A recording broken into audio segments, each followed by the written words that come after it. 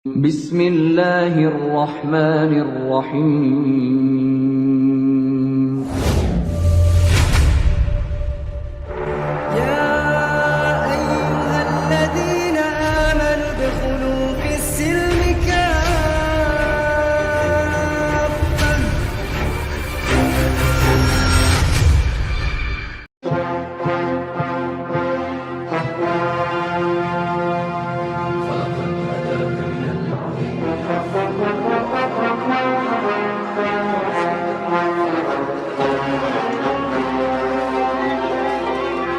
Nah, jadi Kak Ted, kami ini kan berbicara sesuai data. Kak Ted dulu kurang lebih hampir 6 tahun lebih saya diskusi dengan umat Kristiani mempertanyakan perbedaan isi kandungan kitab suci kalian. Dan isi kandungan itu yang bertentangan itu bukan hanya dari ayat satu ke ayat lain, tapi antara kitab perjanjian lama dengan kitab perjanjian baru itu fundamental memang berbeda. Yang kedua, yaitu adalah antara kitab perjanjian lama dengan kitab perjanjian lama juga ada narasi dan diksi yang berbeda. Antara perjanjian baru dengan perjanjian baru ada narasi diksi yang berbeda. Kemudian antara doktrin dengan apa yang tertulis itu juga ada perbedaan. Antara doktrin satu dengan doktrin satu lagi itu juga ada perbedaan. Antara denom satu dengan denom yang lain itu juga ada kontradiksi. Artinya agama Kristen itu penuh dengan kontradiksi, dan itu bukan karena pendapat kami umat Islam. Nah, kemudian setelah lama kami berdiskusi, jarang umat Kristen yang berani jujur untuk mengakui hal itu kecuali dia adalah scholar. Ya, scholar kalian itu ada dalam lembaga LAI, di mana dalam tafsir Yerusalem dan tafsir ND atau tafsir-tafsir lainnya para scholar kalian menyatakan memang ada kontradiksi. Bahkan ada ayat sisipan. Makanya saya katakan bahwa Bible itu sudah terdistorsi. Nah, tapi karena kalian selama ini memiliki doktrin ada namanya inherensi ya. Inherensi ini kalau tidak salah artinya tidak ada kesalahan dalam Bible. Sama seperti adanya doktrin infalibilitas atau tidak adanya kesalahan pengajaran dari Paus. Ini kan doktrin yang tidak bisa dibenarkan. Kenapa? Karena faktualnya terbantahkan. Secara tidak langsung faktual terbantahkan dengan adanya betul-betul literasi itu berbeda. Antara teks Samaritan dengan teks Torah Rabinik juga berbeda. Dan saya punya data-datanya. Nah, begitu kata. Jadi kami berbicara bukan berlandaskan hawa nafsu atau kebencian, tapi berdasarkan dari hasil pembelajaran. Dan bahkan di STT sendiri atau di sekolah-sekolah tinggi teologi atau di internal Kristen ada yang namanya ada nama ilmu yang disebut dengan ilmu kritik teks begitu. Kalau di Al-Quran tidak ada ilmu kritik teks karena memang tidak perlu dikritik, karena memang tak akan terkritik begitu. Al-Quran itu dijaga dengan pelafasan. Kalaupun mau ada kritik, namanya kritik hafalan, dan itu kami lakukan ketika kami menjadi penghafal Al-Quran begitu. Kalau bicara tentang Sunni dan Syiah itu tidak ada kaitannya dengan hal fundamental. Itu pemahaman yang mana pemahaman itu di mana orang Syiah lebih memilih untuk mengikuti para imam mereka, sementara kami lebih mengikuti Nabi Muhammad SAW gitu ya. Jadi bukan perbedaan pemahaman seperti itu, tetapi lebih ke perbedaan pemahaman yang fundamental ya, bukan pemahaman siapa yang mau dipilih, bukan, tapi fundamentalnya gitu ya. Dan itu terjadi dalam kitab kalian sendiri. Mungkin Kak Ted silakan ditanggapi. Mbak Uni Rifa, kita nggak tahu siapa yang paling tua di antara kita ya Uni ya, tapi nggak apalah, kakak aja gitu ya. Baik, saya 37 Kak Ted, kelahiran tahun 87. Gitu, masih adik aku lah ya. Ya, silakan Kak Ted. Ya, baik. Jadi kayak gini, kalau dikatakan kontradiksi, kalau saya mengatakan bukan kontradiksi, Uni, tetapi bersinergi. Mengapa saya katakan bersinergi? Sebab bisa satu konteks ayat Alkitab di Perjanjian Lama atau penulisan dari Rasul Paulus ataupun pernyataan daripada Yesus itu sepertinya kontradiksi. Tetapi kalau kita menyelami masuk sampai ke makna implisit atau makna tersirat, lalu kita masuk ke makna eksplisit, makna yang tersurat ya, itu kita temukan bersinergi, saling mendukung satu sama lainnya. Nah, disinilah kita lebih teliti baca lagi, ulang lagi, sehingga kita menemukan kedua ayat itu tidak bertentangan. Contoh salah satu, Yesus berkata, satu iota pun dari hukum Taurat tidak ada yang dibatalkan. Lalu Rasul Paulus mengatakan karena Kristus hukum Taurat batal. Seolah batal ini kan tidak berlaku. Batal tidak berlaku, sesuatu yang dikatakan batal tidak berlaku gitu ya, Uni ya. Nah, artinya kayak gini. Ketika seseorang menerima Yesus sebagai Tuhan dan Juru Selamat, mengasihinya, dia menjadi pelaku-pelaku hukum Taurat, bahkan lebih dari pelaku hukum Taurat. Nah, itulah mengapa Rasul Paulus mengatakan menjadi batal, sebab tidak ada lagi buah-buah perbuatan seseorang yang sudah menjadi pengikut Kristus. Tidak berlaku lagi sanksi ataupun hukum Taurat bagi seseorang yang mengasihi Kristus dan menjadi pengikut Kristus. Itu maksud dari Rasul Paulus mengatakan batal hukum Taurat, begitu, Uni Rifa. Katet, begini Katet. Kalau kita bicara tentang, sebenarnya kata begini nggak boleh di sini ya. Sorry ya Bang Palopo. Katet harus paham, ketika kita menyampaikan sesuatu, membuat sebuah penjelasan, itu minimal ada dasar. Standarisasinya apa? Contoh, Katet ini menggunakan KBBI atau kamu sendiri. Sinergi itu artinya adalah menggabungkan. Ya, ibarat kita membuat sebuah puzzle, kita gabungkan menjadi gambar tersir. Akhirnya kita melihat suatu gambaran. Jadi puzzle satu dengan puzzle lain bersinergi, mereka bersatu, bergabung sehingga menghasilkan sesuatu lah, menghasilkan sesuatu apapun itu namanya. Nah, kalau Katet katakan kontradiksi, terlihat kontradiksi tapi sesungguhnya bersinergi, saya tidak tahu menggunakan kamus apa Katet, karena definisi sinergi dan kontradiksi itu definisi yang sangat berbeda. Kontradiksi dari kata kontra dan diksi, diksinya sendiri udah kontra, bertentangan Katet. Bertentangan itu sesuatu yang bertentangan, sulit untuk digabungkan, bahkan tidak bisa digabungkan. Contoh, apakah api dengan air itu bisa digabungkan, menghasilkan sinergi? Atau apa yang mau digabungkan yang menghasilkan sesuatu? Kalau Katet katakan ayat satu dengan ayat lain itu bersinergi, mari kita bahas menggunakan tekstual, jangan menggunakan asumsi liar. Itu namanya sedang membenarkan apa yang dianggap benar, dan kami tidak masalah dengan itu. Itu termasuk dalam doktrin. Doktrin itu kebenaran yang dianggap benar yang tidak perlu diuji, tidak diuji tapi sudah dikatakan benar. Tapi yang namanya saintifik diuji dulu kebenarannya, mendapatkan teori tidak mampu dibantah, kemudian menjadi hukum, menjadi menjadi sebuah fakta dan bukti-buktinya telah akurat, maka itu menjadi kebenaran. Karena kebenaran sendiri artinya adalah adanya koherensi, adanya kesesuaian antara apa yang diucapkan, apa yang dikatakan itu dengan realitas, terbukti. Intinya begitu ya, terbukti. Nah, faktanya Katet, apa yang Katet katakan itu terbantahkan, bersinergi. Bagaimana mungkin Katet bisa menjelaskan bersinergi antara satu ayat dengan ayat lain yang jelas kontradiksi? Mari kita bahas. Saya kasih contoh. Contohnya sudah diambil oleh Natali dan ini masih sampai sekarang masih jadi perdebatan, bahkan di internal Kristen sendiri. Katet, coba saya minta tunjukkan sinerginya di mana. Jelaskan kepada saya menggunakan literasi, ya. Bagaimana mungkin Katet mau mensinergikan antara 2 Samuel pasal ke-24 nomor 1 ini, di mana di sini dikatakan bahwa yang murka adalah Tuhan, yang menghasut adalah Tuhan. Tapi kalau kita lihat dalam Tawarik, yang menghasut adalah iblis. Bersinergi mana? Maksudnya iblis dengan Tuhan berkolaborasi gitu Katet. Saya nggak paham nih. Coba Katet jelaskan sinerginya. Duh, gimana ya cara jelasinnya? Duh, gimana nih ya? Di sini dikatakan bahwa iblis bangkit melawan Israel dan ia membujuk. Tapi di ayat 2 Samuel 24:1 di sini Tuhan yang murka dan menghasut atau menghasut Daud. Sementara membujuk di sini adalah iblis. Maksud sinergi di sini apakah Tuhan sedang bekerja sama dengan iblis begitu, atau apakah Tuhan berubah menyamar menjadi iblis seperti Tuhan menyamar menjadi manusia? Saya tidak paham. Tolong jelaskan untuk konteks ayat ini bersinerginya antara Tuhan dan iblis Katet, biar saya paham maksudnya. Oke, baik. Silakan Katet.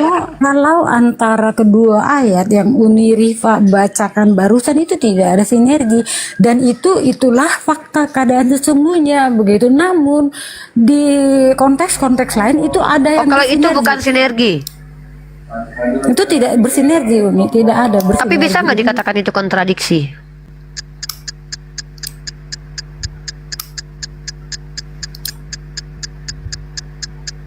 Kain, kain, kain, kain, kain. Tahu tidak kontradiksi aslinya artinya apa? Diksinya kontra. Antara Tuhan dengan iblis itu tidak mungkin sama, selaras. Mereka kontra.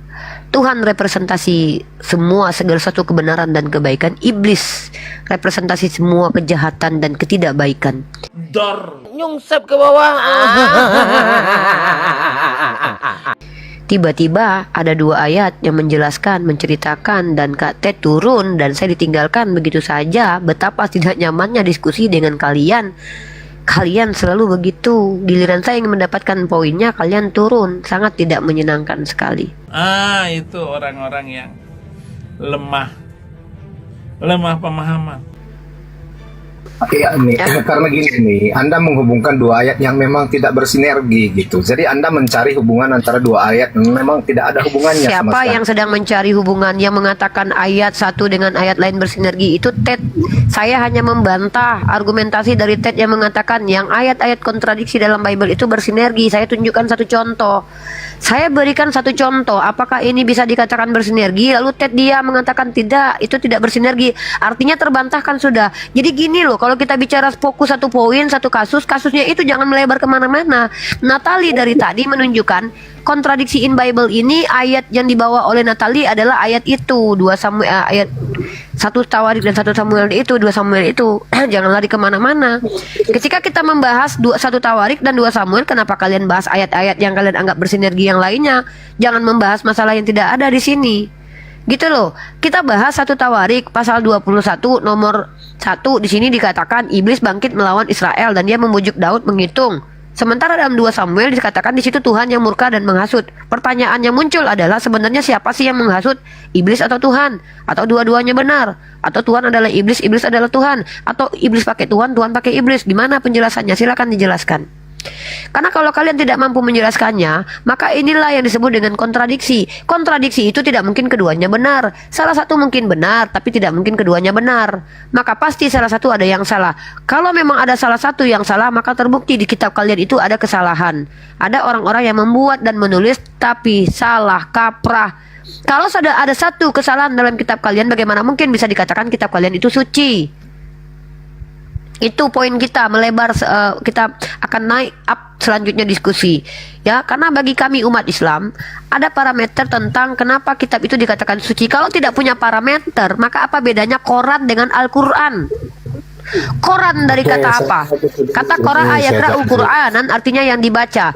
Ternyata Quran juga dibaca, bacaannya juga hampir sama. Quran pakai kaf, Al-Quran pakai ko.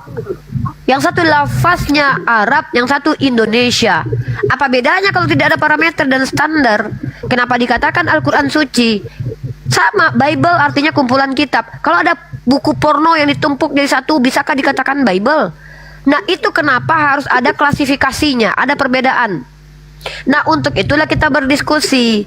Apakah kalian Kristen punya parameter kitab kalian dikatakan suci itu karena apa? Silakan kalian yang ajukan. Kalau saya bisa tunjukkan, menurut Al-Quran saya sendiri, dia adalah kalam Allah. Di dalamnya tidak ada keraguan. Dan Al-Quran tidak ada kontradiksi. Al-Quran tidak dapat ditiru. Di dalamnya tidak ada intervensi manusia. Itulah kenapa Al-Quran dikatakan kitab suci. Tapi kalau kitab kalian, jangankan intervensi, semua kitab yang ditulis oleh penulisnya pun tidak tahu siapa secara eksplisit, secara ilmiah, tetapi diduga. Bahkan tidak tahu sumbernya dari mana, bahkan tidak tahu siapa yang mengkanon, bahkan ada kontradiksi di dalamnya. Ketika kitab sudah seperti ini lalu dikatakan kitab suci, alasannya apa? Begitu. Oke, kita nggak usah melebar dulu ya. Ini kesana kemari poinnya kan nggak dapat. Ini kan biasa Dapat poinnya kok. diskusi pakai Gini loh, poin, ya. kalau ada orang Kristen bilang pertanyaan saya belum dijawab, sementara kami umat Islam telah menjawab, kami tidak butuh loh itu ya. Karena bagi kami hanya menyampaikan. Ada 800 orang yang harus kami edukasi. Kalau Anda tidak menangkap poin, jangan salahkan gini ya. Ketika dosen bicara, tidak semua mahasiswa itu menangkap poin. Karena ada yang gobloknya, makna ujibilai min zalik. ada yang pintar, ada yang mengerti, ada yang sengaja untuk menolak gitu loh. Saya poinnya jelas. Poinnya ayat di kitab kalian ada kontradiksi. Poin 1. Makanya besok kalau seandainya diskusi itu dengar. Oke, Yang saya- poin yang kedua, tadi, bagaimana? yang saya Bentar dulu, sebutkan katanya nggak tadi. dapat poin. Saya tegaskan poinnya karena Anda Ya, mungkin makanya saya kecerdasannya jawab. tidak Karena sama Anda dengan mengatakan itu kan kontradiksi. Anda mengatakan kontradiksi. Ya, bantah. Padahal perspektif Anda yang tidak sampai gitu. Ya loh. udah Biar saya kalau gitu bantah. jelaskan. Ya udah, mari kita bantah Oke, pakai ayatnya. jelaskan. Oke. Jangan dijelaskan dulu, Ini baca kan- dulu baru. Bentar dulu, gimana mau menjelaskan, kamu aja nggak tahu ayatnya? Mana sih ini orang Ya menjelaskan tapi udah, nggak baca Anda dulu. maksudkan kan di Oke, 2 sekarang Samuel saya tanya. 24, kan? Ini 1 Tawarik pasal 21 nomor 1. Silakan dibaca dulu. Oke, iblis bangkit melawan orang Israel dan membujuk Daud untuk menghitung orang Israel. Oke, itu yang Anda Oke, ingin sekarang pertanyakan. ya sekarang enggak, bukan cuman itu, ada kalau kontradiksi itu ada perbandingannya ya. Oh, Nah, mari kita lihat silakan. ini menurut aplikasi Bible dan sabda.org dan banyak sekolah Kristen ini sama ya ayatnya dengan 2 Samuel 24:1. Buktinya di sini dikorelasikan. Mari kita klik ini. Ternyata di sini coba baca ini. Ya, oke. Bangkitlah pula murka Tuhan terhadap orang Israel. Ia menghasut Daud melawan mereka. Firman-Nya, oke. pergilah hitunglah orang Israel. Oke. Apa Sekarang yang ingin Anda pertanyaannya pertanyakan? pertanyaannya adalah siapa yang menghasut, iblis atau Tuhan? Di sini iblis bangkit melawan Oke. Israel dan ia membujuk Daud. Di sini iblis yang membujuk. Sementara dalam 2 Samuel itu Tuhan yang menghasut. Pertanyaannya siapa yang membujuk atau menghasut sebenarnya? Iblis atau Tuhan? Ya. Ya, sebentar ya. Jadi ini kan kisah tentang sensus dan wabah penyakit di 2 Samuel 24 ya. Memang memiliki versi yang berbeda dalam Tawarik 1 Tawarik 21. Jadi perbedaan utama terletak pada siapa yang menghasut Raja Daud untuk melakukan sensus. Betul nggak? Betul kan? Jadi di 2 Jelaskan Samuel saja, jangan 24, konfirmasi kami. Sebentar. Ya, oke. Di 2 Samuel 24, Tuhan yang menghasut Daud untuk melakukan sensus.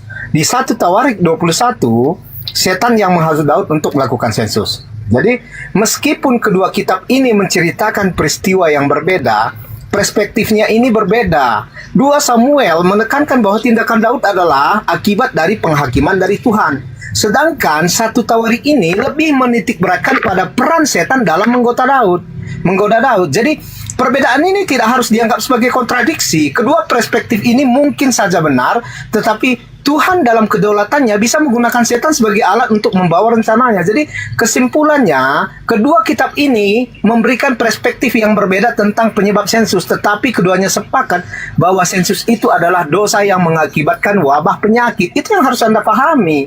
Jadi Anda melihat Sensus itu, Alkitab tunggu.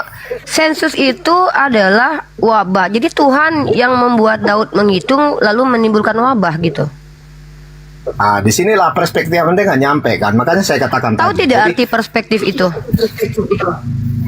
ya, pola pandangnya Arti dari perspektif mana apa? Anda memang. Nah, sudut pandang Anda itu yang mendukung bahwa sudut pandang Anda itu benar, salah satu skolarnya siapa? Salah satu petinggi nih, ya, misal Rabi Yahudi atau scholar Kristen, pendeta mana gitu yang sudut pandangnya itu dengan Anda sama. Karena gini, ada psikopat punya sudut pandang bahwa memotong-motong mayat itu memotong-motong anak-anak atau memotong wanita dalam keadaan hidup itu benar dan menyenangkan. Itu perspektif dari psikopat. Lalu apakah kita benarkan itu? Tidak, karena itu perspektif dia. Perspektif dari seorang lagi bete. Orang lagi bete mengatakan mentusbol belakang dubur laki-laki itu menyenangkan. Itu perspektif, sudut pandang dia. Jadi kalau kita bicara dari sudut pandang Anda sebagai bukan scholar, bukan ahli tafsir, jemaat awam punya sudut pandang.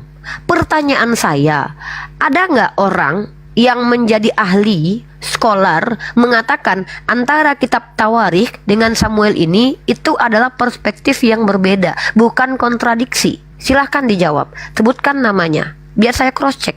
Saya ingin tahu bagaimana tingkat intelektualitas kalian sebagai umat Kristen memandang dua ayat yang jelas-jelas diksinya kontras ini. Yang satu mengatakan iblis, yang satu mengatakan Tuhan. Lalu kalian katakan sudut pandang mereka berbeda. Dari mana Anda tahu kalau sudut pandang penulis kitab Samuel dan penulis kitab Tawarikh itu berbeda? Sementara tahu tidak Anda siapa penulis kitab Samuel dan penulis kitab Tawarikh? Ya, kalau kita bicara sudut pandang, kita harus tahu dulu siapakah orang yang menulis ini, baru Anda bisa. Bagaimana Anda bisa menilai sudut pandang antara penulis Samuel dengan penulis Tawarik sementara Anda tidak tahu siapa penulisnya?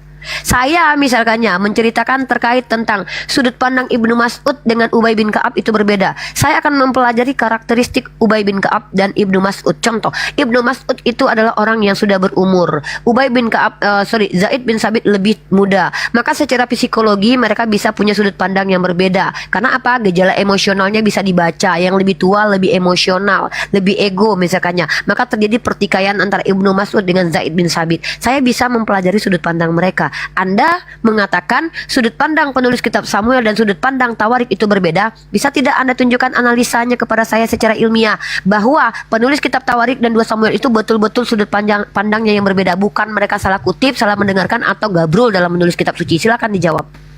Oke, ini penulis kitab Tawarik dan kitab Samuel ini berbeda ya. Jadi penulis kitab Samuel dan Tawarik tidak disebutkan secara eksplisit dalam Alkitab.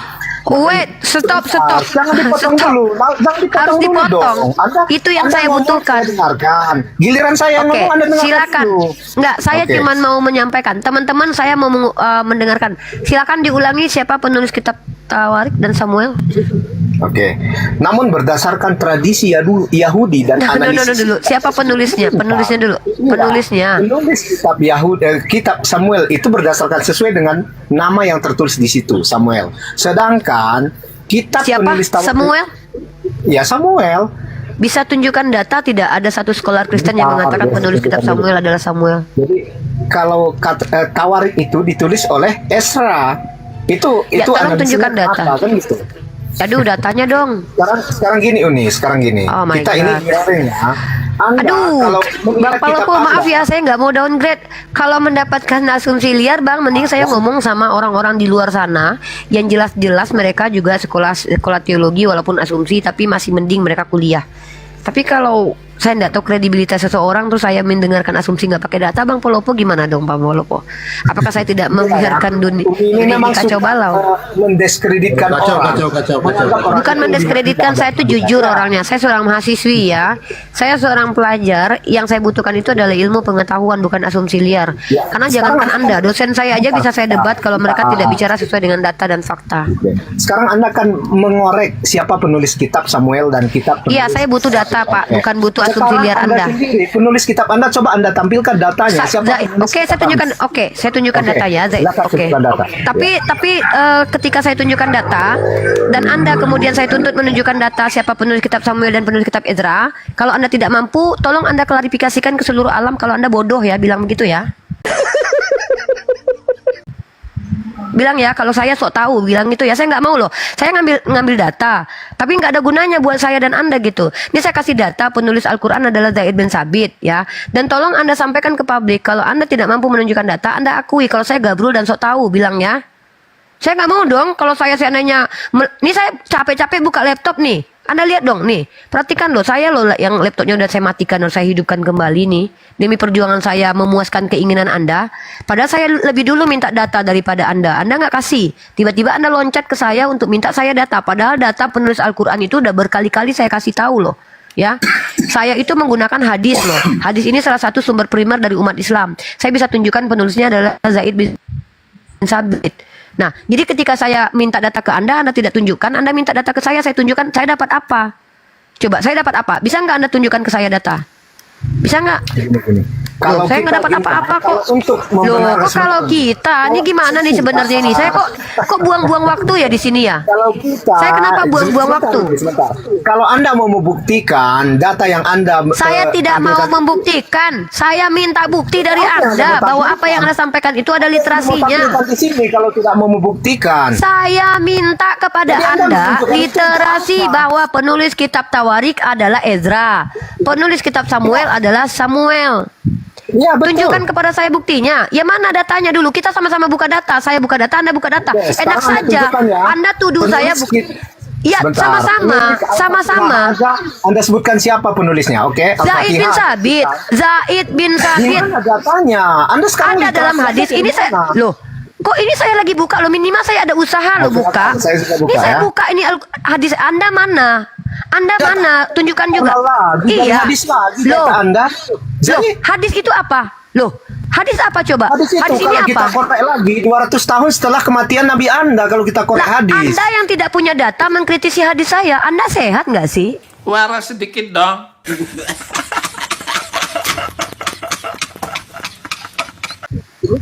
Anda saya tidak punya apa-apa lalu membuktikan mengkritisi hadis Al-Quran, saya. Membuktikan penulis Al-Quran dari data internal ini Anda apa ini? Al-Quran Coba itu sebutkan datanya itu Loh, dari ini eksternal kenapa? dong. Bang Palopo, saya enggak mau lomba bodoh-bodohan Bang Palopo. Bang Palopo, maaf kalau lomba bodoh-bodohan saya enggak mau ya. Izin sedikit. Saya enggak Jadi mau gini, lomba jadi bodoh-bodohan gini. ya. Dia aja menang. Ya, Kalau lomba bodoh-bodohan oke. dia menang.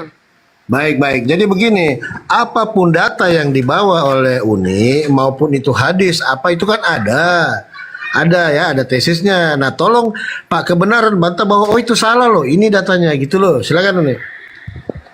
Nih, ini hadis. Hadis ini adalah literasi. Coba tunjukkan kepada saya satu skolar baik Kristen atau Islam yang mengatakan hadis bukan literasi, bukan data. Ini hadis, ijma para ulama kami mengatakan ini sahih. Aku menulis ayat ke dalam suhuf. Ini adalah pernyataan dari Zaid bin Sabit. Sekarang saya minta, mana data kalau Samuel yang menulis kitab Samuel, Ezra yang menulis kitab Tawarik. Ini Sahih Bukhari nomor 2596. Dan tidak ada satupun baik skolar Islam maupun skolar oten yang kecerdasannya di bawah rata-rata pun mengakui bahwa ini bukan literasi. Literasi itu adalah sumber pengetahuan. Hadis adalah sumber primer umat Islam. Kalau Anda menolak hadis, loh apa urusannya dengan saya? Itu urusan Anda, nggak ada urusan dengan saya. Nah, ketika Anda minta data ke saya kasih. Sekarang saya minta, tunjukkan data. Siapa yang mengatakan penulis Ezra adalah Ezra? Siapa yang mengatakan penulis Samuel adalah Samuel? Longor. Jawab. Gara-gara Mimi Peri, Dedemit dibully. Jangan longor, ya, jangan longor. Kalau ada teman-teman, sumber pengetahuan itu ada beberapa sumber. Kita dari lahir tidak mengetahui apa-apa. Experience kita lah yang membuat kita menjadi tahu. Kita tahu rasa jatuh itu sakit ketika kita terjatuh. Kita tahu kita akan terbakar kalau kena api karena kita mungkin melihat sesuatu terbakar. Tidak perlu membakar diri untuk membuktikan api itu panas. Ya cukup kita dekati saja, sudah tahu kalau itu panas. Jadi kita berpikir, kognitif kita berpikir, oh sedangkan didekati saja sudah panas, apalagi kalau kita kena bakar. Itu namanya apa? Itu namanya rasional. Kita sedang mempertimbangkan dalam kognitif kita, oh kalau begini jadi begini ya. Nah kita punya common sense, ya kita punya keahlian itu dari lahir, natur kita ada di situ. Lalu ketika kita sedang berdiskusi, kita tidak membawa data. Pertanyaannya dari mana dasar pengetahuan kita? Kalau saya umat Islam, saya adalah umat yang diperintahkan untuk menyampaikan sesuatu menggunakan pengetahuan tersebut, ilmu pengetahuan, bukan asumsi liar atau kesoktahuan.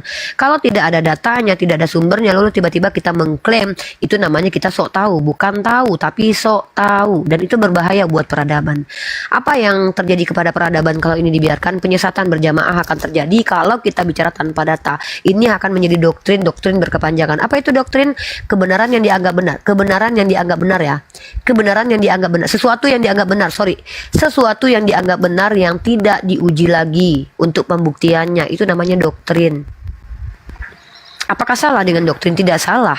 Umat beragama pasti ada doktrin. Jangankan umat beragama, kita yang dari lahir saja semua terdoktrin. Contoh, siapa di antara kita yang mengatakan bahwa bapak kandung kita adalah bapak kita dengan uji DNA dulu? Tidak, kita terdoktrin.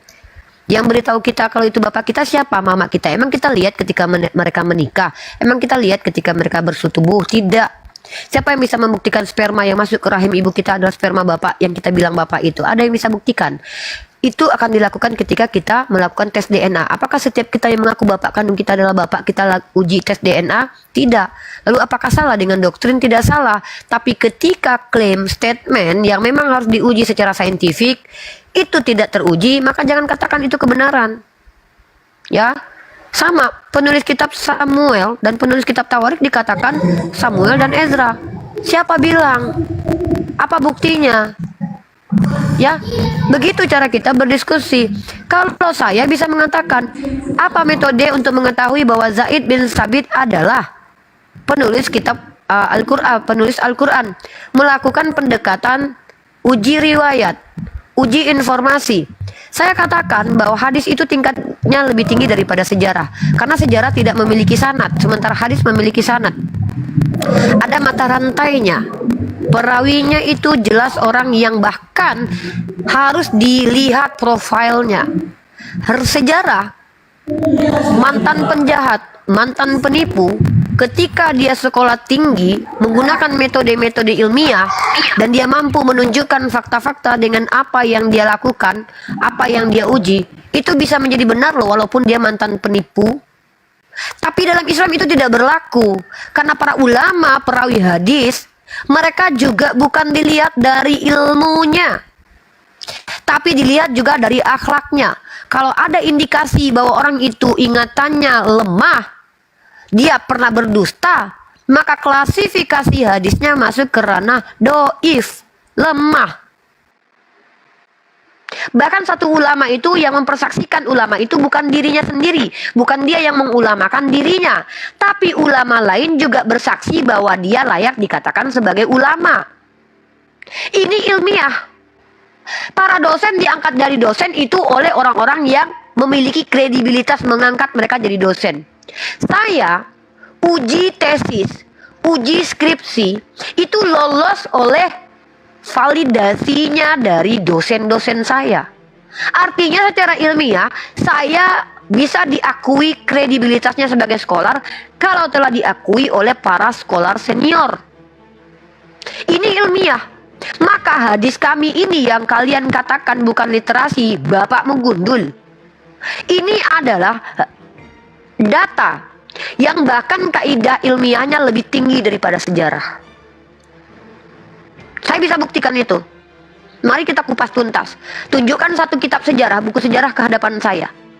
Bagi kami, Sirah Nabawi itu di bawah hadis. Sirah Nabawi itu setara dengan sejarah. Hadis itu adalah hukum kedua setelah Al-Quran. Dan hadis ada klasifikasinya yang perkataan Allah, tapi narasinya dari baginda Muhammad ibnu Abdullah. Namanya hadis qudsi. Maka tingkatnya daripada jurnal ilmiah, daripada buku sejarah, saya bisa buktikan lebih tinggi keilmiahannya. Karena bisa menjawab siapa, mengapa, di mana, dan bagaimana. Kalian kalau berdiskusi dengan kami umat Islam, apalagi saya, mungkin dengan yang lain tidak masalah ya, apalagi dengan saya, mohon dengan sangat tidak perlu memperbanyak asumsi. Apalagi kalian bukan scholar. Seandainya kalian scholar, kecuali kalian Pak Yonatan Purnomo, masih saya pertimbangkan loh. Kecuali kalian Profesor Dr. Bambang Nursena, masih saya pertimbangkan, dan itu pun belum tentu saya terima. Saya mahasiswi, diperintahkan untuk skeptis dan kritis. Ya, Anda mengatakan saya mendiskreditkan Anda, mengatakan Anda tidak mengetahui. Saya tanya, Anda tahu penulis kitab Samuel dan Tawarik, Pak? Saya kan sudah katakan itu tertulis secara eksplisit di Alkitab, itu penulisnya Samuel. Tolong tunjukkan di dalam kitab suci bahwa ada penulisnya Samuel. Ya, sebentar. Tunjukkan. Itu sudah teruji. Sebentar. Itu di situ Tunjukkan dituliskan data. penulisnya siapa? Tunjukkan datanya. Oke. Di kitab itu langsung secara eksplisit ditulis mana? penulisnya Ya, ayat Samuel. keberapa? Ayat keberapa? Itu Anda lihat nggak? Kitabnya saja Loh, kok dinamai saya Samuel. yang Hei, Anda tahu tidak? Dalam tradisi Katolik, penulis kitab Matius itu tidak tertulis namanya Matius. Penulis kitab Yohanes itu tidak tertulis Yohanes. Saya tanya sama Anda, di mana tertulis secara eksplisit bahwa penulis kitab Samuel adalah Samuel? Tolong tunjukkan. Gak usah banyak baca.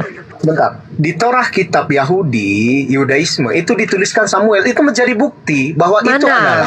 Tunjukkan data. Tunjukkan data. Gak usah banyak. Saya kan sudah sebutkan di Torah orang Yahudi. Di itu Torah yang namanya- mana? Saya juga pembaca Torah. Di Torah yang mana? Torah itu ada Anda 5 tunjukkan kitab. Bahwa itu Ya, penulisnya Torah itu ada 5 Samuel. kitab. Anda tunjukkan Kejadian, data dulu. Ulangan, Bahwa Bilangan, penulisnya Imamat. itu bukan Samuel. Ayo, Genesis. Sekarang Anda silakan. Sefer silakan Beresit. tunjukkan. Yang mana, Anda yang mana, baca yang saya mana? katakan. Anda tadi Yang mana? membuktikan kebenaran Loh. Al-Quran dari hadis kan? Saya Sekarang membantah Anda dari apa yang Anda sampaikan yang tidak berdata. Buat apa saya ya menghancurkan sesuatu yang tidak ada? Anda Di situ- bicara saja, Anda tidak bawa data. Apa yang mau saya bantah? Datanya Di situ tidak ada. datanya jelas, datanya Di jelas, situ tuh ya. di mana? Di dalam pangkuan saya kah? Atau di samping saya sini kah? Di atas sini kah? Di mana? Di situ tuh di mana? Itu ada tempat. Situ itu di mana? Silakan tunjukkan data.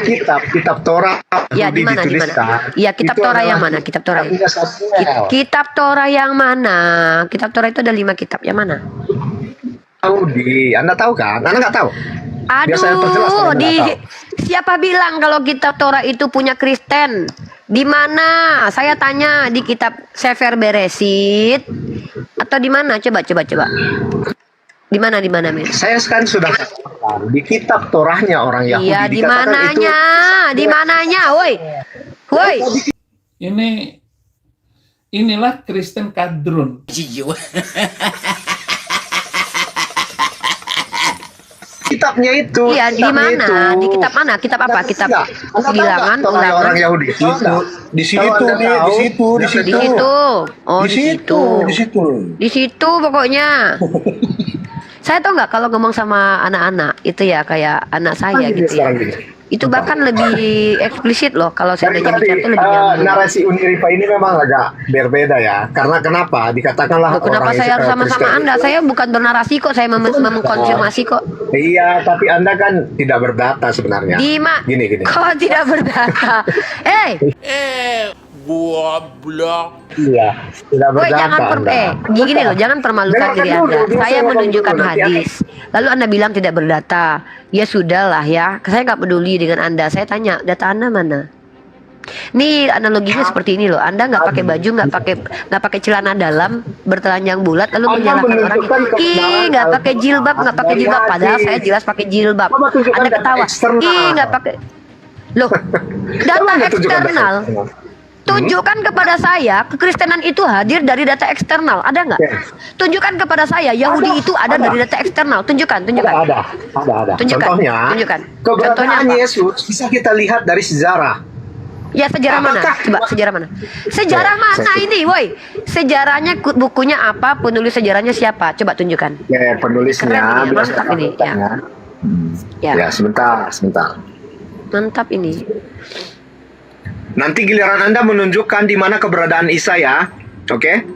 Nabi Isa keberadaannya di langit kedua sepertinya, dan saya tidak bisa data untuk menunjukkan itu karena saya Ini Anda menuntut sesuatu data, tapi Anda sendiri nggak bisa menunjukkan data sebenarnya. Sejak kapan? Aneh Coba Anda, tunjukkan aneh. data kalau Tuhanmu duduk di singgasananya. Bisa tunjukkan data ke saya? Bisa tunjukkan data kalau Tuhanmu duduk di singgasananya, bisa nggak? Bisa nggak kamu tunjukkan data kalau Tuhanmu lagi ngapain sekarang? Ayo tunjukkan datanya, video call lah. Kalau nggak video call, kalau minimal foto gitu. aja, foto Foto aja lah. itu satu. Ya. Oke, saya akan berubah jadi Kristen kalau Anda bisa tunjukkan foto Tuhan Anda. Fotonya aja deh, foto bener, foto. Ketika Anda meminta kepada Jerry, kamu nggak tahu apa-apa dulu. Jerry, kalau kamu tidak tahu diskusi saya dengan si kebenaran si kampret ini, jangan kamu bilang saya menghujat. Dia meminta kepada saya data di mana keberadaan Nabi Isa. Palopo minta foto tuh. Bukan Palopo, tapi saya minta karena si kawan Anda yang Kristen ini meminta data keberadaan Nabi Isa. Itu kan kopla. Data itu apa yang tertulis yang mampu dituliskan. Ini nih kayak gini nih kalau diskusi sama orang Kristen lama-lama kita jadi downgrade.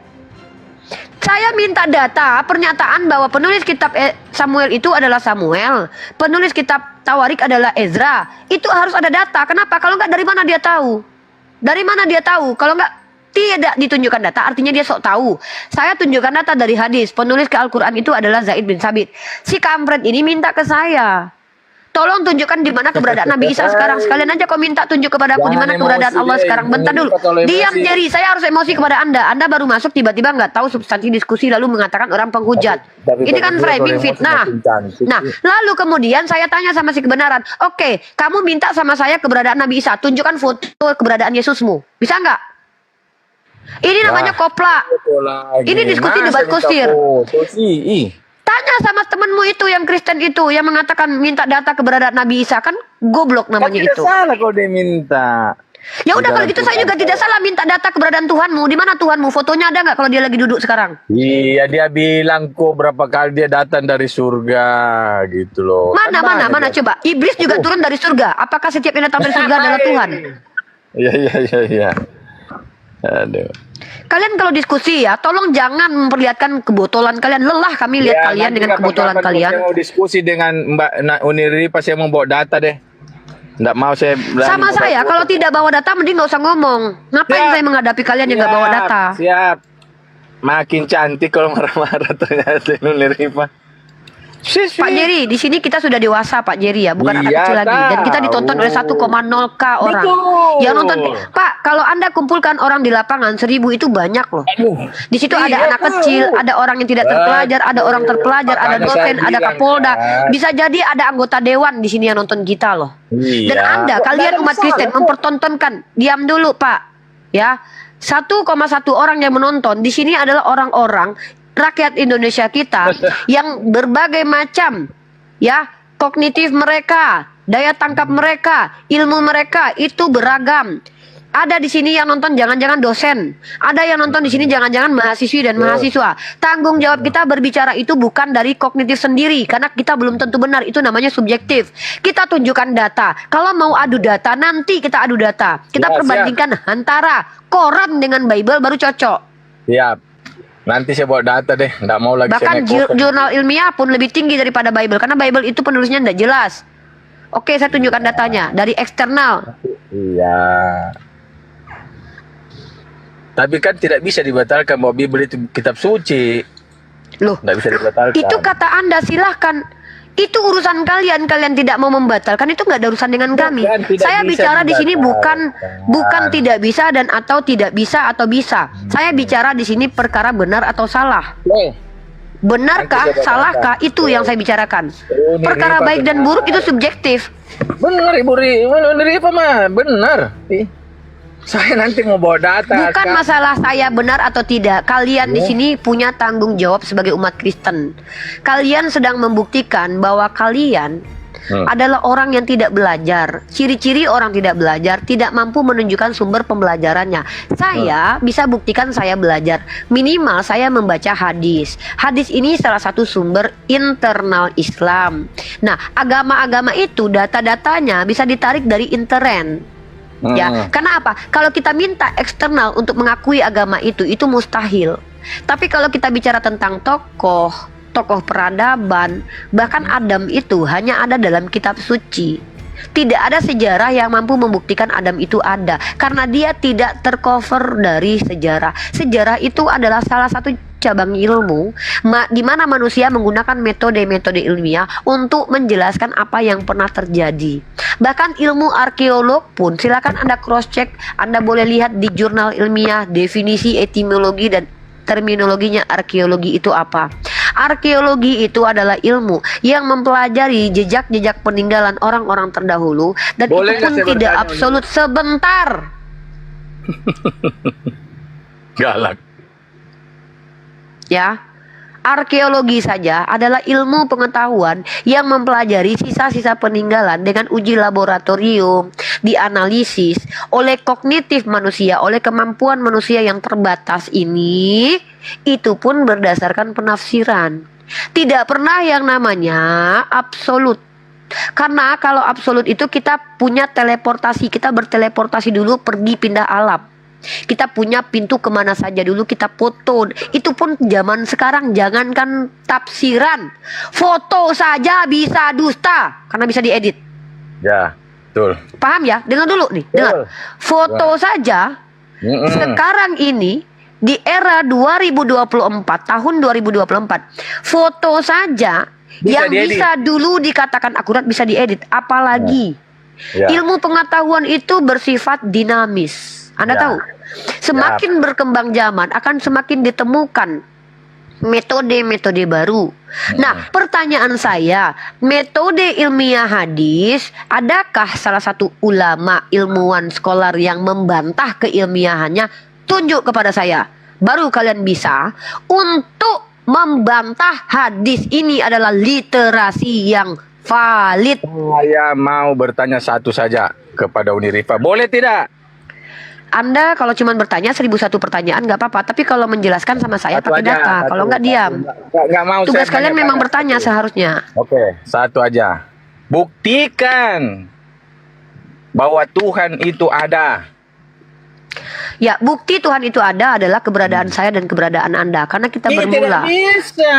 Nggak Yaudah, bisa Anda minta saya bukti apa? percaya. Yaudah, oke kalau gitu gini. Bukti. Saya Tadi bilang ingin. bukti ada foto. Ya udah bukti.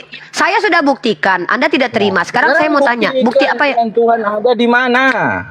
Iya, Anda maunya bukti seperti apa? Konkret. Ya, konkretnya seperti apa? Coba jelaskan lebih spesifik. Maunya seperti apa? Buktinya apakah kalau dibilang bukti itu gimana ya? Iya, saya tanya sama Anda. Kan saya sudah buktikan Anda tidak terima. Sekarang saya tanya sama Anda maunya dibuktikan seperti apa? Bukti Anda dari saja bertanya, bingung. dulu kan saya Bingung mau dengan minta- pertanyaan Anda. Bukan, saya mau minta Uni Loh. ini mau buktikan. Iya, kan saya sudah buktikan Anda kan tidak terima. Gini loh, buktinya? Anda kan menuntut, saya sudah kasih, Anda tidak terima. Ya udah Iya. kalau gitu saya Gimana tanya, Anda maunya seperti apa? Perlihatkan saya di mana buktinya. Oke, gitu perlihatkan. loh. Oke, Ya. kalau Anda bertanya kepada saya, tolong perlihatkan Tuhan. Jangankan agama saya, seluruh agama di dunia tidak pernah ada yang memperlihatkan Tuhannya. Tunjukkan kepada saya, Tuhan mana yang pernah dilihatkan ke Jangan publik. balik ke saya dulu. Saya minta Loh, ke dia dulu, Mirifa. tunjukkan bukti kepada saya ada Tuhan yang pernah terlihat. Tunjukkan. Melawak United ni udah kelihatan goblok ya kan. Oke, Kristen ada bukti Tuhan Yesus. Ya tunjukkan buktinya. Terus, Tunjukkan bukti kalau Yesus itu pernah ada. Injil, ada Tunjukkan Yesus itu pernah ada. Itu tertulis Tolong suruh di Yesus ke Bible koma loh. sekarang. Hei Dalilnya Pak, dia pernah lahir gitu loh. aduh, kalau pernah lahir Pak, saya juga pernah lahir. Apakah saya Tuhan? Iya, Kalau tapi Anda kan bilang lahir Anda loh. ingin melihat keberadaan Tuhan saya minta parameter yang sama. Tarik tangan Yesus, suruh paksa naik komal. Saya mau bicara sama dia sekarang. Sudah ada Injil tertulis loh. Aduh, di Al-Quran saya juga tertulis kalau Allah itu ada. Saya minta konkret Yesus suruh naik komal. Kalau saya tidak mampu, kenapa Tuhan saya bukan Tuhan yang bisa diperintahkan? Satu. Yang kedua, Tuhan saya Tuhan yang laisa kamislihi sayun. Tuhan saya itu sama dengan Tuhannya Yesus, tidak terlihat dalam 1 Timotius pasal 6 ayat 16. Nggak bisa dibuktikan. Begini, berarti ya. kalau Anda minta Tuhan saya dilihat, Musa alaihissalam ketika meminta untuk melihat Allah sendiri tidak mampu, padahal dia nabi. Saya nggak tanya Dan Musa bahkan loh. Yesus, diam dulu. Saya tanya Anda Ibu gini Rita, loh Pak, ini, kenapa Ibu Rita. kalian itu selalu tersesat? Karena kalian tidak mau mendengarkan. Kalian hanya bicara tanpa data, menuntut tanpa mau memberikan parameter kalian itu bisa kalian cukupkan gitu loh. Kalian tidak mampu mengikuti parameter kalian. Nih, Tuhan saya akui. Tuhan saya belum mampu dilihat manusia karena manusia belum mampu, mata manusia belum mampu melihat. Dan Tuhan Berarti saya nggak bisa memberikan sifat. dibuktikan. Pak, kalau tidak dilihat belum tentu tidak bisa dibuktikan. Anda punya akal tidak? Anda punya akal nggak? Oke, ada. Ya, mana Oke. akal Anda? Bentuknya seperti apa akal Anda? Ya, enggak kelihatan. Ya berarti Anda tidak punya akal ya? Iya. Iya, Ada nggak punya dong. akal. Loh, mana buktinya kalau Anda punya akal? Coba perlihatkan ke saya. Ini kita Kalau bisa Tuhan saya berngobrol. tidak bisa dengar. Anda bukan orang anak kecil loh ya. Anda bukan orang bodoh ya. Ini Anda kita bisa bahasa Indonesia ngobrol dengan loh. baik. Oke. Kita menggunakan Oke, kita sedekah ngobrol. loh. Dengar. Kalau Tuhan saya tidak bisa dilihat manusia, artinya tidak ada, maka akal Anda ada tidak? Tidak, maksudnya jangan dulu. Kalau dengar dulu, ini pakai rasional loh. Membuktikan toh. Saya bicara pakai rasionalitas. Membuktikan toh. Oke, Bahwa- kalau saya akui saya tidak bisa membuktikan Allah dengan Ya, memperlihatkan Allah, artinya Anda akui Anda tidak punya akal. Udah lanjut Kenapa ya. pakai standar ganda? Kenapa kalian ini memalukan dan menjijikkan kelakuan kalian? Jangan mempermalukan dirimu. Bikin malu aja. Makanya micin itu dikurangin. Punya parameter tidak mampu ikuti parameter sendiri. Inilah kalian, tipikal kalian rata-rata. Oh, saya kan Kalian minta Allah untuk dilihat sebentar. Di mute dulu. Saya tidak butuh Anda lagi untuk udah, bicara saya banyak mute. ya. Nah, Ya. Bismillahirrahmanirrahim, teman-teman perhatikan. Maha benar Allah dengan segala firman-Nya. Kata orang Yahudi zaman dahulu, wa iz qultum ya Musa lan nu'mina laka hatta narallaha jaharatan fa akazatkumus sa'iqah. Dan Allah mengatakan kepada kita, orang-orang Yahudi Bani Israel dulu juga sering menuntut keberadaan Allah dengan melihat. Kami tidak akan beriman kepada Tuhanmu sebelum kami melihat Tuhanmu. Inilah kesongongan orang Yahudi. Inilah kedurhakaan kaum Israel. Kenapa? Mereka tidak tahu diri. Mereka ingin mengatur Tuhan dengan memaksa Tuhan harus perlihatkan dirinya. Bahkan saking mereka ingin melihat Tuhan, mereka katakan bahwa makhluk terlihat itu yang punya kotoran di dalam perutnya adalah Tuhan. Mereka katakan manusia yang punya kelamin, yang punya kotoran di dalam perutnya adalah Tuhan. Mereka katakan manusia yang lahir dari lubang kencing perempuan dikatakan Tuhan. Kezoliman mereka terhadap diri mereka sendiri menjebak mereka menista Tuhan. Sementara Allah Subhanahu wa taala berkali-kali mengatakan, Allah laisa kamitslihi syai'un. Allah adalah Tuhan yang melampaui akal dan pikiran kita. Tapi mereka ingin mengakal-akali Tuhan, ingin memasukkan Tuhan ke dalam akal, sampai mereka menggambarkan Tuhan dengan makhluk berkelamin, berlendir, berdarah, bertulang, berkulit, dan berbulu. Ini pelecehan terhadap Tuhan dalam kognitif umat Islam, dalam literasi Islam. Kenapa? Karena kita tidak percaya Tuhan itu mirip makhluk. Kalau Tuhan itu adalah manusia, maka kita menghilangkan kesucian Tuhan, karena di dalam perutnya ada tokai, karena dia memiliki lendir, dia memiliki lidah yang dilumasi oleh air ludah berbicara, lidahnya bergetar-getar.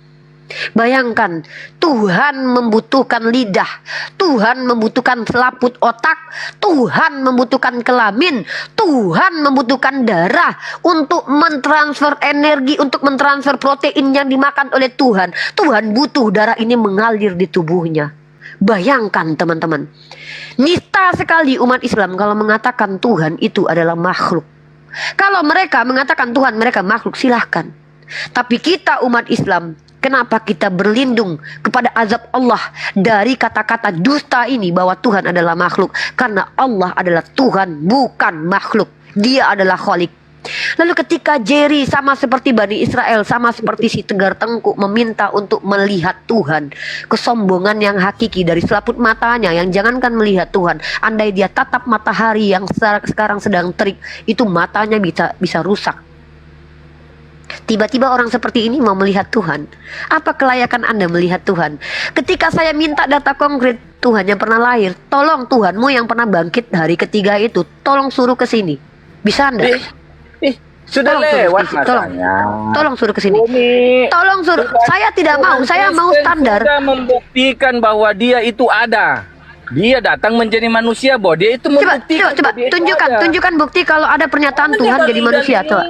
Di kitab Iya, siapa Injil yang Matius, bilang? Markus, Yang bilang siapa? Lukas, Yohanes. Iya, yang bilang siapa? Coba tunjukkan ayatnya. Kalau Tuhan jadi manusia, cepat. Itu Cepat. itu ya, makanya Iya, saya bilang ada. tunjukkan satu murid yang mengatakan bahwa Yesus adalah Tuhan yang menjelma. Yesus lahir. Iya, Yesus tunjukkan. lahir. Yesus lahir itu saya Ya, tahu. Tuhan Saya minta menjadi data. manusia. Kalau murid Yesus mengatakan Dia bahwa bisa Tuhan itu buktikan menjadi bahwa manusia. Dia itu ada gitu loh. Dia itu ada. Dia Iya, menjadi tunjukkan manusia. datanya. Itu. Saya minta data loh. Yohanes 1. Pasal Ya, 1. Yohanes 1 tunjukkan. Ya, coba bacakan. Pada mulanya. Udah diam dulu, Pak Lopo. Pak Lopo. Nah, kena lagi nih. Aduh, jangan kau lari kepada mulanya dulu, sakit kepala Jar. Sudah cukup ya teman-teman ya. Saya tidak mau menurunkan kualitas kita sebagai umat Islam ya. Teman-teman bisa menilai sendirilah bagaimana diskusi ini berjalan. Saya selalu saja tidak pernah ya, jarang, bukan mungkin tidak pernah umat Kristiani ini mengikuti standarnya sendiri gitu. Dia minta Tuhan secara konkret. Kita minta Tuhannya secara konkret mana? Bahkan Tuhannya yang diakui secara konkret pernah hadir itu pun dia tidak bisa tunjukkan pernah konkret dan pernah ada. Kenapa? Karena kita bisa mengkritisi kitab sucinya. Kalau kita mau menguji kekonkretan Yesus, kita uji dari kitab sucinya. Karena saya juga harus menjaga akun saya. Mohon maaf. Maaf, Mbak Uni, maaf kalau saya ada salah. Enggak masalah Pak Jerry. Kita sudah tahu kok kualitas kalian, udah nggak apa-apa. Boleh nggak saya bertanya di Uni Ripa? Silakan. Begini, Ya, Pak Jerry. Begini Mbak. Ini tuh Palopo nih, ini kan bahasa awam nih. Palopo nih 99% dosanya nih. Kesalahannya 99%. Bapak bisa nggak memperlihatkan ke saya bentuk dosa 99% itu? Tunggu dulu. Ini kan kita ini. Pak, maaf Pak, saya nggak mau melayani orang dengan asumsinya yang parah kayak Bapak loh. Bapak itu bukan Tuhan. Dosa itu adalah sesuatu yang tidak ternilai oleh manusia Pak. Tidak bisa diukur, tidak bisa dilihat besar kecilnya. Tiba-tiba Bapak mengukur dosa seseorang. Hebat sekali Bapak ini. Ini kan kita berandai kata. Kalau mau berandai-andai sama yang lain ya, jangan sama saya. Maaf Pak. Halusinasi, lemah pemahaman. Ya, jadi songong sekali ya, nggak tahu diri kali kalau ada orang. Saya pakai kata-kata yang nggak cukup menampar ya, supaya ini lebih menyadarkan banyak orang. Songong sekali orang yang masih hidup di dunia, kakinya masih menapak di bumi, makannya masih nasi, bahkan makannya ada yang dedak juga ya. Mohon maaf nih, yang masih punya hawa nafsu tiba-tiba mengklaim dirinya sudah pasti auto surga. Nggak tahu diri kali rasanya. Kenapa saya katakan begitu? Kaki masih mijak di tanah. Mohon maaf. Jadi umat Islam itu tidak seperti itu. Kenapa tidak ada satupun umat Islam yang mengklaim dirinya pasti masuk surga? Karena sifat songong dan tidak tahu diri itu tidak boleh dalam Islam. Kenapa kami selalu mengatakan insya Allah? Karena Islam yang menjamin surganya adalah Allah. Iblis juga bisa kok menggunakan, bahkan dia pernah mengatakan kepada Yesus, segala kuasa telah diberikan kepadaku. Aku bisa berikan kepadamu, asal kau sembah aku. Jadi iblis juga bisa mengklaim bahwa dia adalah Tuhan. Jadi kalau ada yang mengatakan bahwa kami pasti masuk surga, ini adalah orang yang betul-betul dusta. Karena jangankan masuk surga, lu besok mau makan, mau hidup aja lu gak bisa pastiin. Tiba-tiba lu bisa memastikan sesuatu yang terjadi nanti setelah lu mati gitu. Makanya dalam Islam itu, sifat tawadu itu adalah sifat akhlak mulia. Apa sifat tawadu? Tawadu itu artinya sadar diri, tahu diuntung. Sadar diri lu. Masih mijak di tanah, sok-sokan mau bicara tentang surga.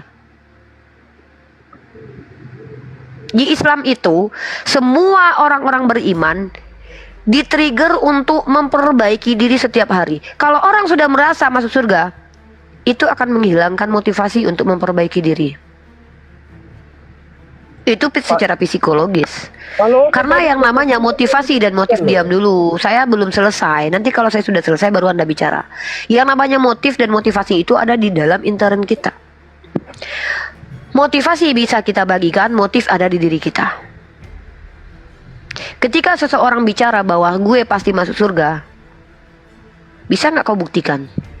Kalau tidak bisa dibuktikan, ya sudah kau diam saja.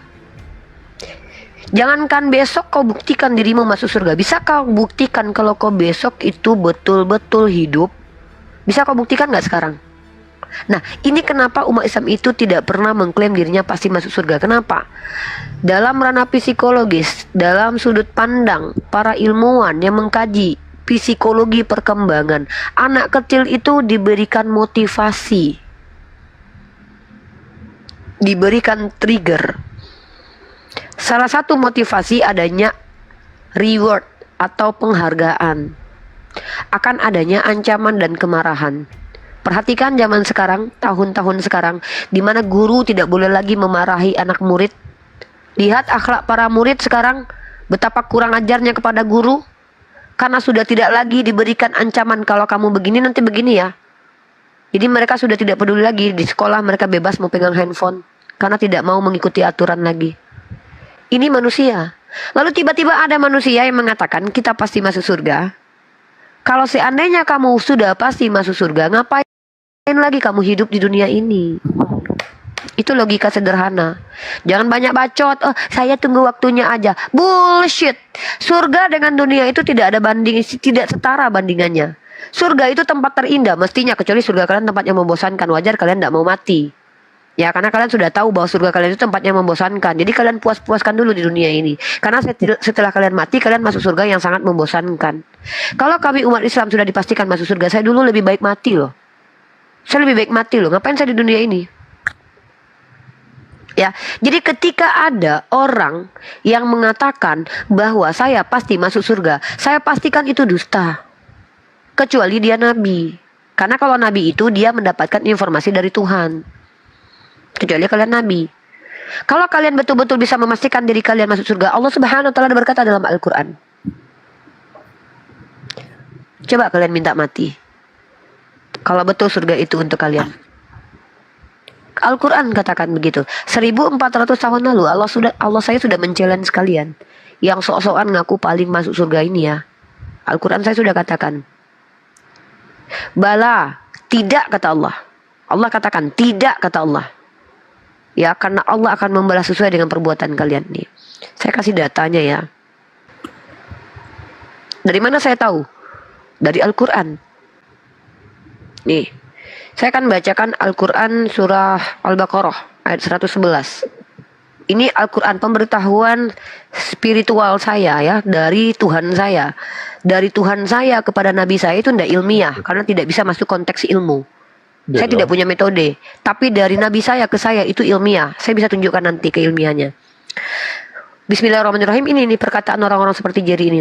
Wa qalu la yadkhulal jannata illa man kana hudan aw nasara tilka amaniyuhum qul hatu burhanakum in kuntum shadiqin.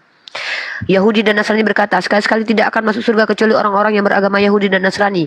Demikian itu hanya angan-angan kalian, kata Allah saya. Itu hanya cita-cita dan angan-angan kalian. Kalian itu kosong, kata Allah. Kalian tidak ada apa-apanya. Kata Allah saya kepada saya, Kul, saya diperintahkan berkata kepada kamu Pak Jerry yang sok-sokan mengaku masuk surga. Kul hatu burhanakum in kuntum shadiqin. Kata Allah saya kepada saya, nih, ngomong aja sama Oten, ngomong aja sama orang Yahudi nih, ya. Saya disuruh bicara kepada kalian. Apa yang disuruh Allah saya perintahkan untuk bicara? Kalimat sederhana, ya, yang tak mampu kalian tunjukkan. Tunjukkanlah bukti kebenaranmu jika kamu adalah orang yang benar. Nih kata Allah saya. Jadi saya tidak perlu banyak cerita. Allah saya ajarkan saya menanggapi orang seperti kalian. Qul hatu burhanakum in kuntum shadiqin. Silakan Pak Jerry, tunjukkan ke bukti-bukti kalau Anda pasti masuk surga. Biar saya ikut kepada Anda. Tunggu dulu, tadi Pak Lopo bilang bahwa Astaga, saya kan sudah bilang dia sudah Jerry. pasti masuk surga. Jadi tadi tidak bilang gitu loh. Tadi nggak ngomong gitu, sudah pasti Pak Lopo masuk surga. Insya Allah Dalam Al-Quran, masuk surga, dalam Al-Quran Jerry. yang memastikan Pak surga. Lopo Iya, saya jawab. Yang mengatakan bahwa orang pasti masuk surga itu adalah Allah saya melalui perantara Nabi saya. Apa kata Rasulullah SAW? Umatku dijamin masuk surga kecuali bagi yang tidak mau. Terserah Bang Palopo, dia memilih untuk ikut Rasulullah atau tidak. Maka pilihan di tangan dia. Besok dia jangan-jangan pilih ikut Anda karena dibayar 25 juta.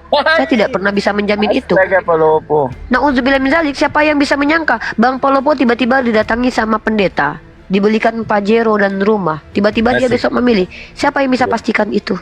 Maka surga itu adalah pilihan. Makanya Rasulullah saya katakan, umatku dijamin masuk surga kecuali bagi yang tidak mau. Apakah Bang Palopo mau masuk surga? Ikuti Rasulullah, sesimpel itu. Itu kami, Pak Berarti Jerry. Pak Lopo sudah pasti.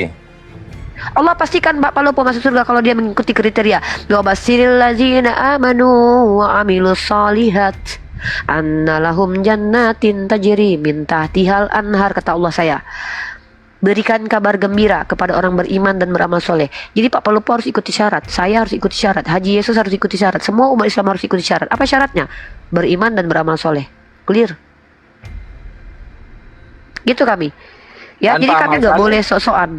Iya, tanpa amal soleh berarti tidak bisa masuk surga. Itu namanya munafik.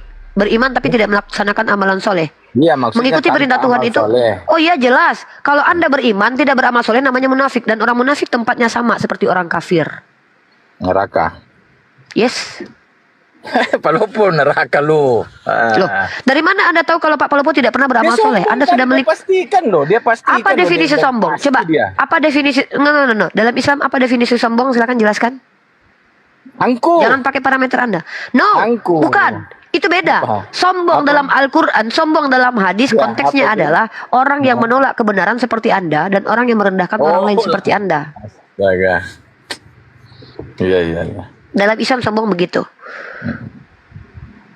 Tidak ada keangkuhan kok dari umat Islam yang mengatakan Allah kami pasti menjamin surga. Itu bukan keangkuhan. Itu adalah Pak Lopo apa yang kami anggap benar. Kalau Bang Palopo mengikuti kriteria pasti dia masuk surga. Gitu loh. Siap.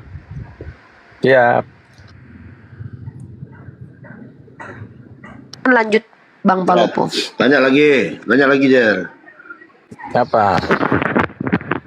Saya tanya Pak Lopo tidak menjawab, percuma. Dilempar lagi ke Sudah ini. saya jawab tadi apa yang dijelaskan sama Uni.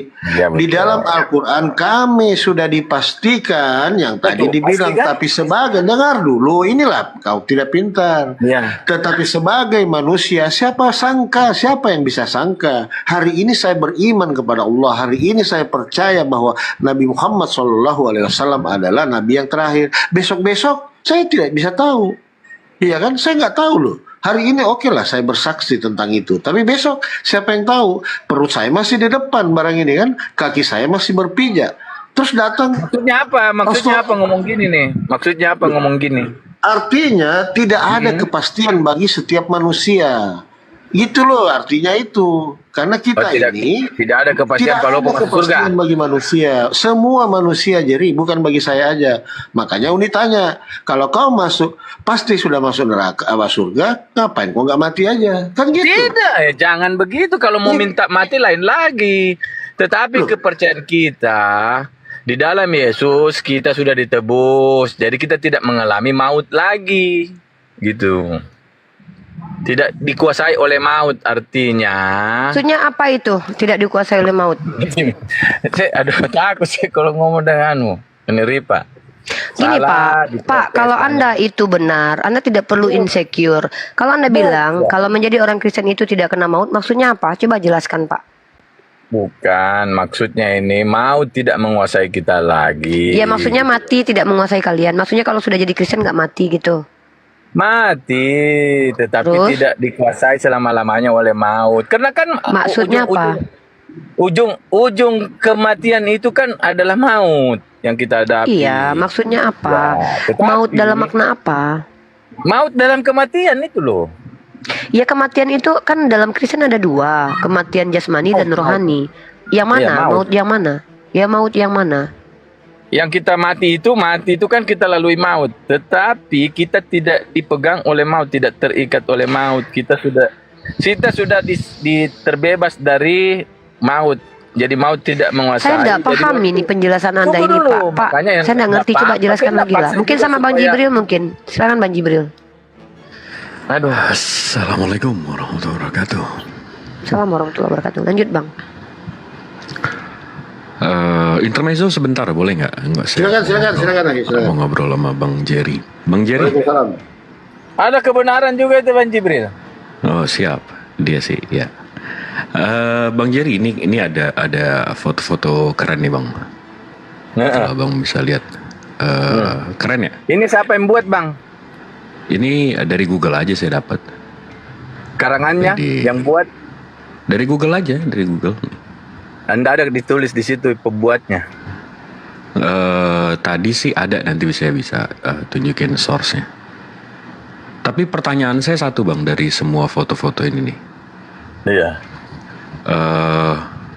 Nih dari ini deh yang paling lengkap nih. Iya. Tuhannya orang Yahudi di mana di sini Bang? Tuhan? Orang? Tuhannya Yahudi. Nggak ada di situ Bang. Oh nggak ada ya. Iya. Kalau di sini Nggak ada Bang. nggak ada ya. Oh. Ini dewa Hindu, ada Buddha, ada Hindu, ada ini Iya.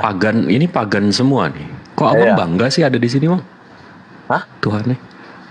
Abang Bukan. kan tadi bangga nih udah ada Saya turun. tidak mengatakan, maka saya tidak Bisa mengatakan digambarkan. saya punya Tuhan ada di situ gitu loh. Oh. Ini kan gambaran. Kalau cerita gambaran ya. Tuhannya Gambaran Ibrahim siapa di sini ini? mana Bang? Gambaran Yesus Kristus. Tapi kalau Jibril bertanya tadi Tuhannya di mana? Ya di surga sekarang. Bukan, maksudnya kan ada gambarannya kan. Abang bangga banget kan. Oh, ada Kalau gambaran. Ada gambaran.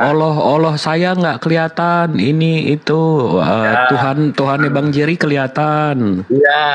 Nah, kan sama kan kayak mereka ini kan? Ini kan cuma ambil gambar-gambar aja Bang. Iya sama mereka Nggak kan. usah Bisa dimasukin di digambarin hati kan? yang kayak begini sebenarnya. Iya sama mereka kan bisa digambarin gini kan? Iya. Nggak ada masalah. Kalau Iya sama digambar ya sama mereka ya bisa digambarin gini ya. Ya. Yo keren Tuhannya bisa digambar. Tapi herannya Tuhannya Abraham, Ishak dan Yakub itu nggak ada di sini, nggak bisa digambarin. Kenapa itu ya? Karena kan pada waktu itu mereka kan belum tahu akan lahir Yesus. Belum terjadi cerita Yesus kan? Belum. Nabi Abraham juga nggak nyembah Yesus kan? Siapanya? Nabi Abraham. Dia memang kalau dibilang dia tidak sembah Yesus kan, ceritanya Yesus kan nanti 2000 tahun setelah Abraham.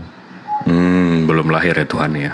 Belum jadi manusia. Halo, selamat siang para penyembah batu. Waduh. Apa lagi nih? Lihat nih, datang-datang penyembah batu ya. Ini saya tunjukin nih. Aduh, karisteng. Bang Palopo, Bang Jangan bilang Palopo. karisten berarti saya juga kena. Aduh. Itu mampu lah. Itu. Iya, Bang Palopo. Bang Itu Palopo. oknum. Ini orang nyembah batu nggak nih? Waduh. Ini nyembah batu nggak ya? Waduh. Ini nyembah batu nggak nih? Kira-kira menurut Pak Palopo, yang saya Google nih apa nih yang nongol begini? Wah, Yudi sini. Tembok ratapan. Yahudi berdoa. Waduh, ini nyembah batu Tembok ya berarti ratapan. ya? Ini nyembah batu nggak nih Bang Jerry? Kalau menurut orang Yahudi saya tanya, dia bilang tidak.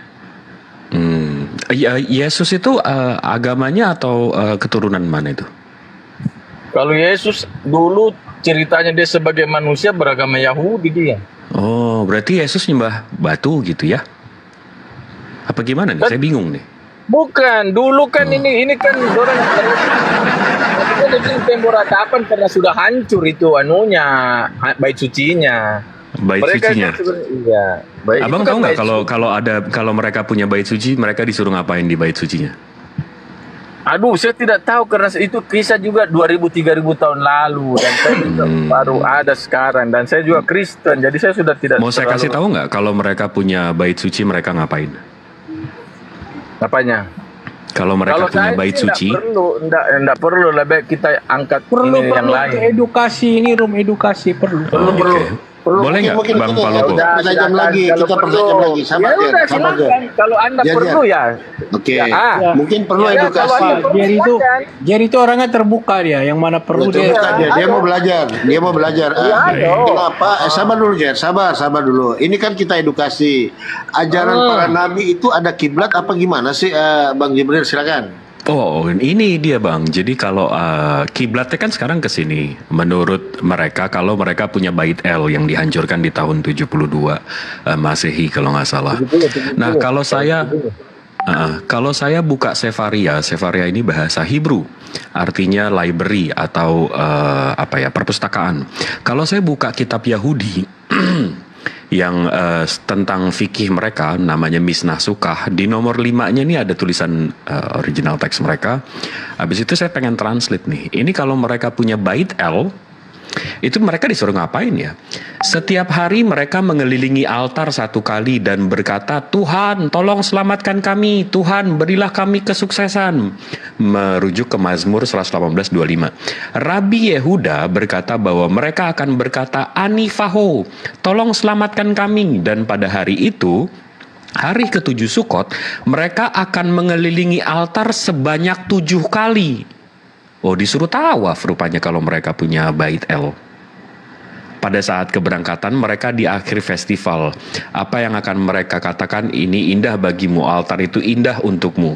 Labaik Allahumma labaik. Rabi Alzar berkata bahwa mereka akan berkata kepada Tuhan dan kepadamu altar. Waduh, jadi Sabar, Akhi. Tadi di Mazmur berapa itu, Akhi? Maaf. Mazmur 118:25. Tapi kalau yang Mazmur soal tawaf 7 118. kalinya ini di Misnah Sukah. Nggak usah lu tanya-tanya Mas Pur dulu, nggak ngerti juga kok.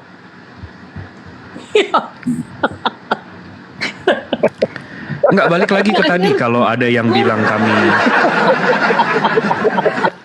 mau bilang kami penyembah batu, wah berarti bilang kurang lebih Kenapa Yesus. ditanggapi yang tadi Jibril? Jibril ngapain batu. kita tanggapi yang tadi gitu loh? Nggak apa-apa, biar mungkin dia di bawah, mungkin dia karena gini Bang Jerry. Kadang-kadang orang tuh menghina orang lain tuh karena ketololannya, karena dia nggak tahu, jadi dia menghina gitu loh. Kalau kita memang merasa tidak menyembah, ngapain kita iniin tanggapi? Oh enggak, itu makanya saya menjelaskan karena dia tolol, karena dia nggak tahu. Nah, saya jelasin Tuhan kau tuh kalau kau mau lempar ke kami pagan, Tuhan kau berarti pagan juga gitu loh. Kan lucu. Siapa nih yang pagan? Itu tadi yang nggak ada otaknya Yesus itu. lah, Yesus kan Yahudi. Aduh, jangan Mas. Ini di luar Yesus loh cerita daftar lagi. Dokter masih masuk Allah. lagi. Yesus itu nabi kami, betul, nabi kami itu. Bukan sembarang Iya. manusia itu, bukan sembarang Iya. manusia. Kalau ya. saya malah bukan lagi nabi, Tuhan yang saya bilang dia itu kepleset. Udah, Itu lanjutkan bukan Uncle. kepleset, itu iman, kepercayaan. Gitu Ya, kan? imannya kepleset maksudnya, ya kan? Iya. Enggak, tapi Bang Muhammad, Ya. saya suka banget nih. Tadi saya lagi dengerin Uni ngobrol sama Bang Jerry ini. Saya ingat ini, ada satu quotes orang hebat pernah bilang, history will repeat itself. Sejarah akan selalu berulang, abangku. Jadi waktu Nabi Nuh dapat firman, dapat pesan dari Tuhannya untuk membangun bahtera, Tuhan Nabi Nuh waktu itu nggak kelihatan. Kapir-kapir yang penyembah berhala bilang, mana Nabi Nuh, mana Allahmu nggak kelihatan, lihat nih Tuhan saya, lihat nih berhala saya, nih Tuhan saya bisa terlihat, saya nggak mau ikut nabimu ini yang Tuhannya nggak kelihatan, mana Allahmu. Ini sama persis, sama seperti si Jerry yang tadi dia omongin ke Uni Rifa.